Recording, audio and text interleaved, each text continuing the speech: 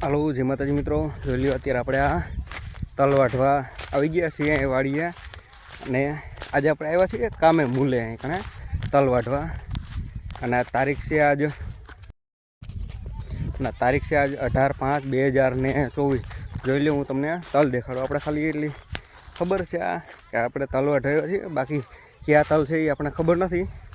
તો એન્ડ સુધી બની રહેજો, લાઈક કરો, શેર કરો અને આ વિડીયો બનાવો હોય તો ચેનલ પર સબસ્ક્રાઈબ કરો। લ્યો તલ અને એટલા બધા છે તલ વાઢવાવાળા અને